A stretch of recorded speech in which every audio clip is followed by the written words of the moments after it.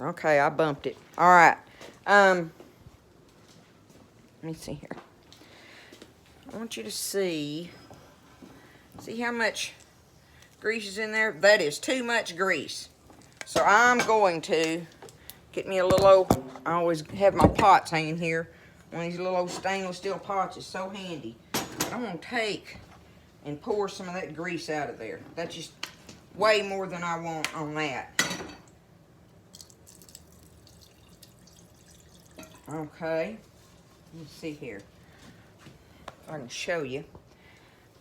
See, I got it moving around in there because what I'm going to do is I'm fixing to get my flour going in there. I got to get my fire back under it. Let me do that.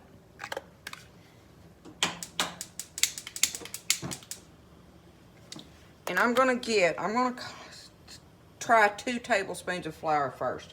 I'm going to try that first because I don't measure that, but I want to try to be able to give y'all some kind of measurements on this thing.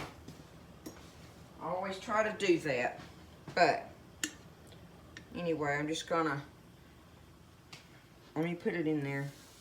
Can you hear it sizzling? I'll show it to you.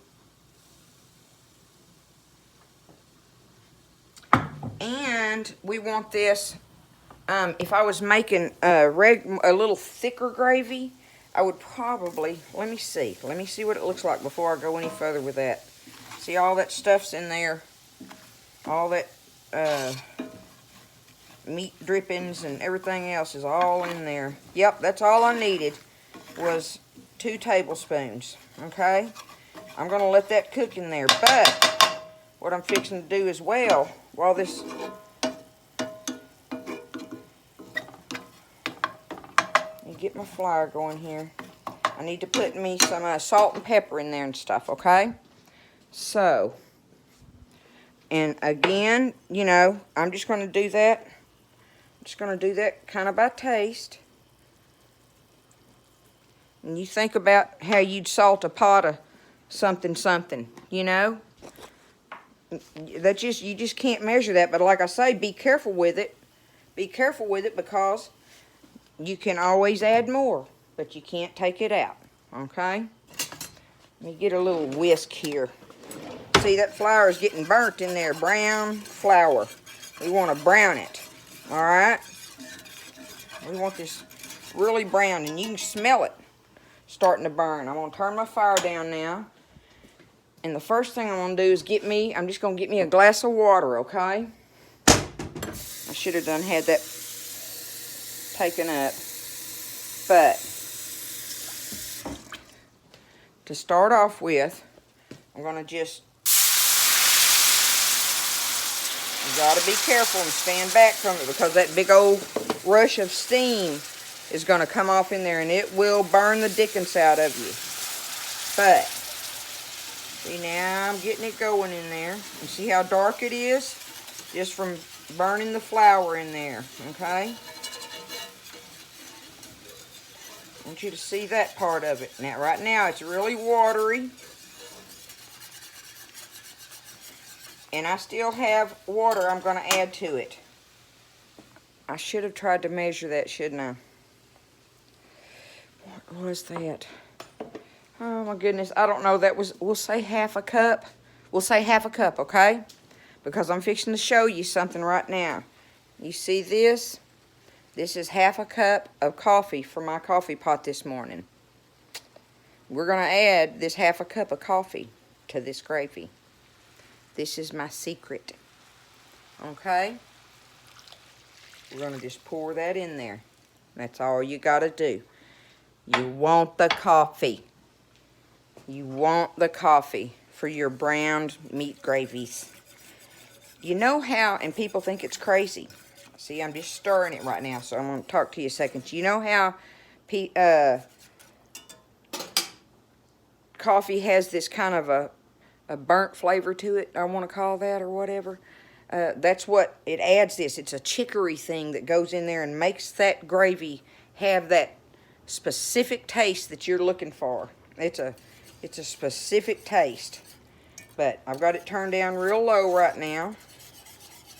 And we're going to leave it. Let me turn it up. I'm wanting to move this on. We're going to get it back boiling. And I'm fixing to take my onions and get them in here. And start doing my onions. See, I'm just dropping them in there, okay? This whole onion. All these slices. Alright. Now, let's move this around in there.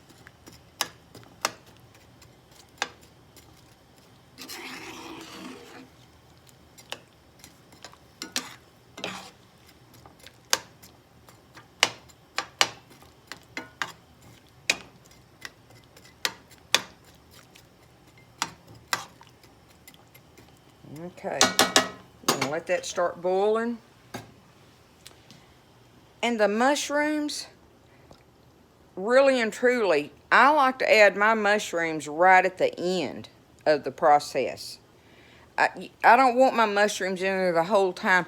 They'll cook away, and then you lose them. Then they're like these canned ones. That's what you get. If you have fresh mushrooms and you put them in there right now, like I'm doing with the onion, they cook away.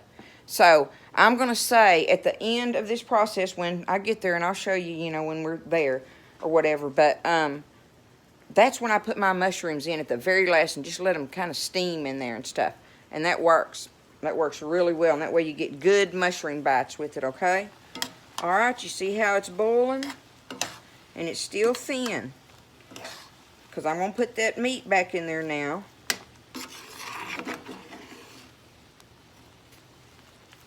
Just like that. I'm going to have to set this phone down to do this. And I just don't think you... What if I put it right there? Well, at least you can see my hands a little bit. Oops. Let me try that. Set this lid over here. Alright, I'm going to turn my fire down low now. And I'm fixing to get these hamburger steaks and put them in there. Just scoot them around, try to get the onions out from underneath them where it's just the gravy under them. But, I mean, it don't hurt if some of it's on there. I just say and try to scoot it around a little bit. Alright, move some onions out of the way and drop this one in there. Now I'm going to take some of that onion and gravy and put on top of this hamburger steaks that I've got in here already. Okay. Now let's just take this and put them in there. I tell you, your husband, now you can do this, like I was talking about doing 3 small ones. What you can do is do like 3 small ones or whatever for your kids, and do for 1 pound of it, and then do 1 packet, the other pound, do 2 out of it and have big hamburger steaks, And your husband probably like that a lot better because that gives him a plug of meat. That that ain't some little old scroungy, thin, which the 3rd pound ones are not that thin. But anyway, I'm just calling it that. Anyway, I'm just saying your husband probably would love the big, thick hamburger steaks, where it's more like a steak in there. Okay? I'm going to take this meat juice off this plate too. And pour it in here. And now we're going to turn this thing down because I'm not going to put those mushrooms in there. Even the canned ones. I'm going to wait and put them in there at the very end. But I want you to see how it's bubbling like that. See, doesn't that already look delicious? Okay? So I'm going to take this and turn the fire down really low, and it's 4:30 now. I'm going to let that simmer till 5 o'clock. I'm going to turn it down real low with the lid on it and just let it simmer. And you don't have to go that long because they'll be cooked before then, but it just makes them, if you have the time, or whatever, if you have the time, let them cook, The flavoring and stuff gets in there and everything. I mean, it's like everything, the longer it simmers, the more the flavors marry each other kind of deal. So, Anyway, I'm fixing to turn the fire down on it and cover it with the lid and let it simmer for like 30 minutes. And when I do, then I'll be back and I'll show it to you. And we'll start on my buttermilk pie.